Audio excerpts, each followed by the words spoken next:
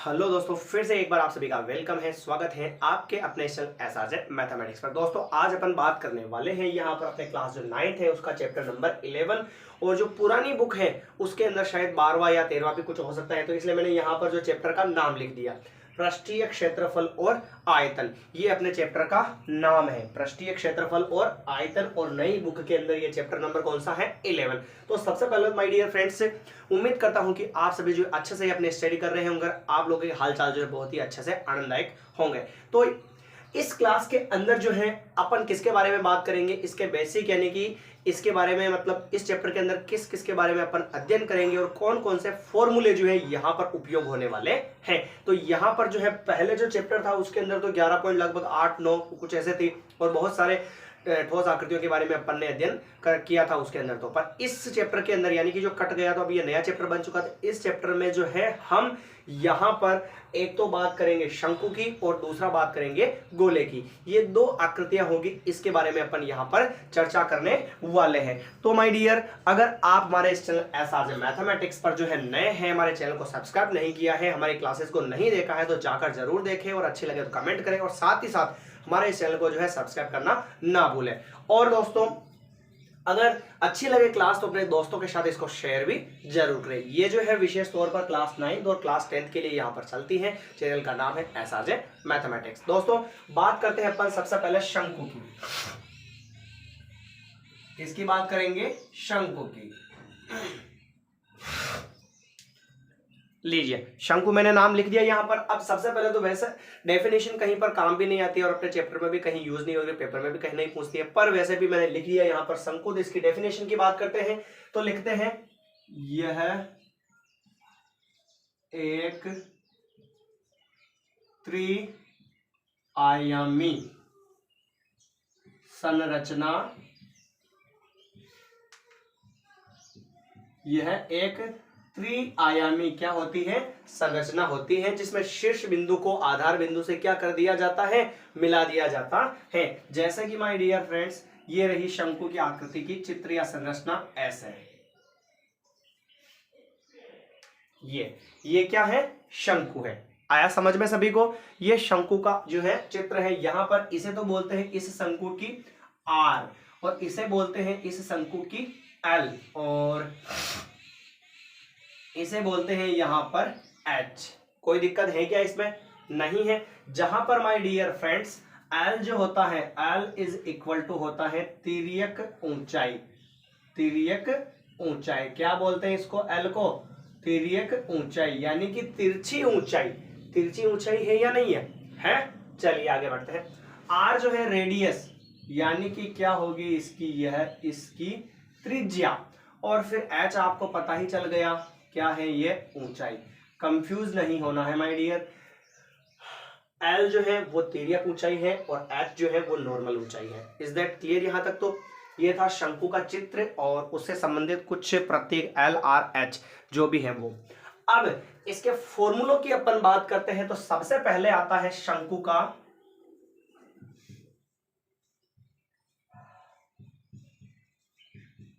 आयतन।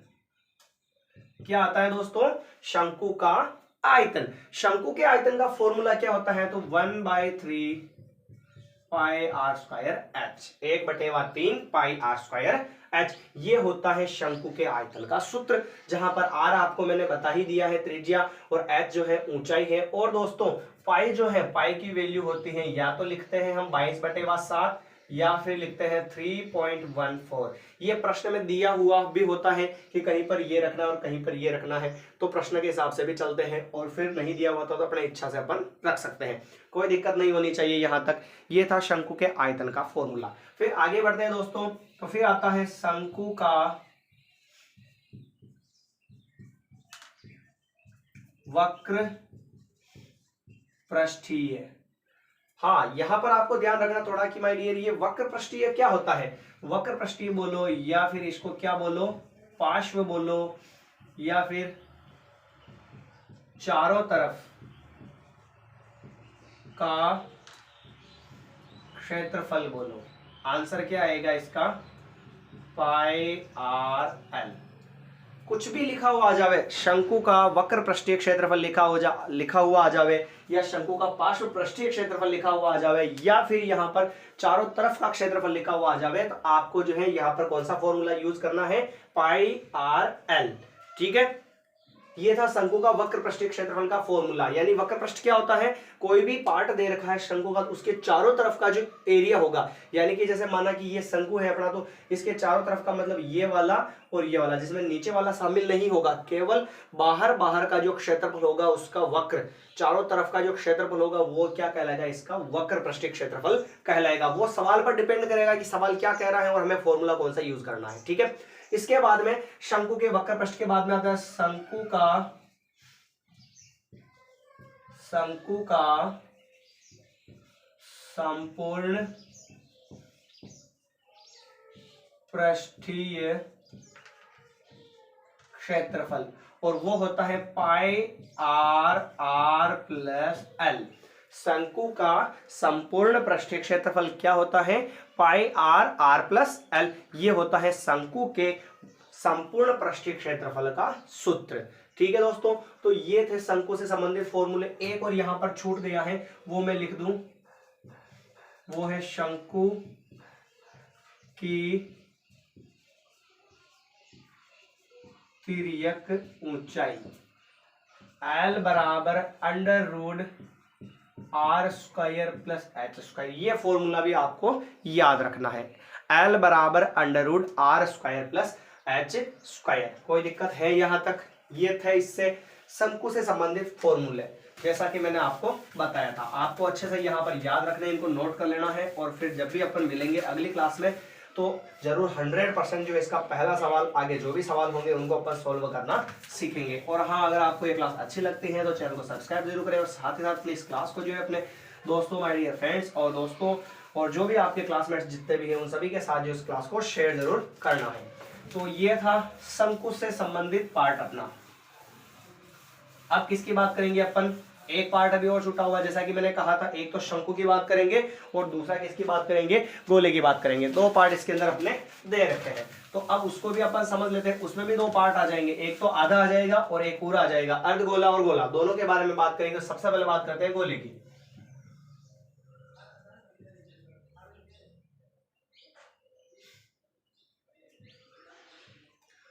तो यह क्या होता है, वह ठोस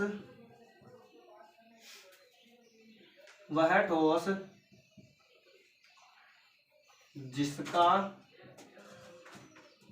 एक तल होता है तथा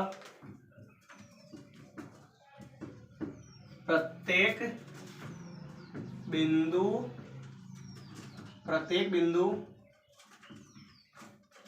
किसी निश्चित बिंदु से समान दूरी पर होते हैं। गोला जी क्या होता है, एक ऐसा ठोस होता है जिसका कोई एक तल होता है और उसका जो प्रत्येक बिंदु जो है वो उस निश्चित बिंदु से क्या होता है, समान दूरी पर होता है। जैसे कि ये रहा गोले का चित्र, ये रहा इसका केंद्र, यानी कि निश्चित बिंदु। तो ये सारे जो भी पॉइंट होंगे यहाँ पर वो इस निश्चित बिंदु से क्या होंगे भाई, समान दूरी पर होंगे। इसकी ये क्या हो जाएगी, आर रेडियस, यानी कि क्या हो जाएगी, त्रिज्या हो जाएगी। अब वही फॉर्मूले बात करते हैं इसके कि फॉर्मूले क्या क्या है इसके। तो एक तो आता है गोले का आयतन का सूत्र, आयतन बराबर 4/3 पाई आर क्यूब, ये होता है गोले के आयतन का सूत्र। दूसरा आता है माय डियर यहां पर वक्र पृष्ठीय क्षेत्रफल। और वक्र पृष्ठीय क्षेत्रफल क्या होता है, वक्र पृष्ठीय क्षेत्रफल क्या होता है इसका, 2 पाई आर स्क्वायर। गोले का जो है वक्र पृष्ठीय क्षेत्रफल हो जाएगा 2 पाई आर स्क्वायर हो जाएगा।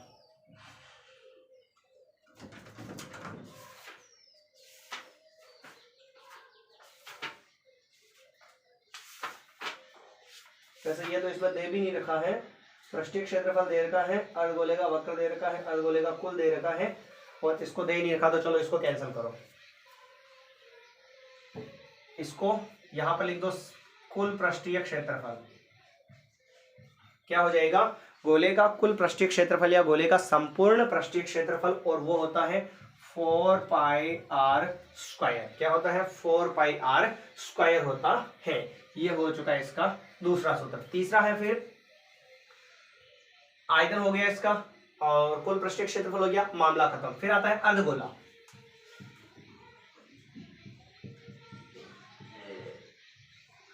अर्ध यानी आधा, क्या आधा हो जाएगा दोस्तों, जैसे कि ये रहा, ये आधा हो गया, तो ये इसकी क्या हो जाएगी, यहां पर त्रिज्या हो जाएगी। कोई दिक्कत नहीं है, हेडिंग मैंने डाल दी अर्धगोला। तो इसमें भी वही वापस, एक तो क्या आएगा इसका आयतन का सूत्र, तो आयतन बराबर क्या होगा, आधा हो जाएगा, यानी 2/3πr³। और फिर आता है संपूर्ण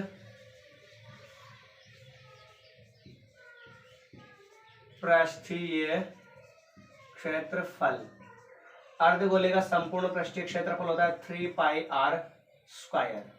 क्या होता है दोस्तों, अर्धगोले का संपूर्ण पृष्ठीय क्षेत्रफल होता है 3πr²। ठीक, और एक और छूट रहा है जो यहां पर लिख दूं मैं, पहला ये, दूसरा ये, और तीसरा ये। फिर आता है वक्र पृष्ठीय क्षेत्रफल, वो होता है दोस्तों 2πr²। क्या होता है, वक्र पृष्ठीय क्षेत्रफल होता है 2πr²। ठीक है, तो ये थे अपने इस चैप्टर, ये थे अपने प्रश्नावली 11, जो नाम है उसका पृष्ठीय क्षेत्रफल और आयतन, इससे संबंधित सूत्र और परिभाषाएं, जो कि उम्मीद करता हूं कि आपके लिए काफी हेल्पफुल होगी। और हाँ दोस्तों, अगर आपने इनको नोट नहीं किया तो अच्छे से नोट कर ले और क्लास को अच्छे से ध्यान से देखें, और फिर अगली क्लास के अंदर जो है अपन इसका 11 पॉइंट, जो चैप्टर 1 है 11.1, उसके सवालों को सोल्व करना सीखेंगे। तब तक के लिए धन्यवाद। और हाँ, आपने हमारे चैनल एसआरजे मैथमेटिक्स को सब्सक्राइब नहीं किया है तो हमारे चैनल को सब्सक्राइब जरूर कर ले और अपने दोस्तों के साथ क्लास को शेयर करें। मिलते हैं नए वीडियो में नए सवाल और नए क्लास के साथ। 11.1 का जो पहला सवाल होगा, उसके आगे जो भी कंटिन्यू सवाल होंगे उनको अपन यहाँ पर सोल्व करना सीखेंगे। आप यहाँ पर अपनी कंटिन्यूटी बनाए रखें, 100% श्योर है कि आपको जो सवाल समझ में आएंगे। धन्यवाद।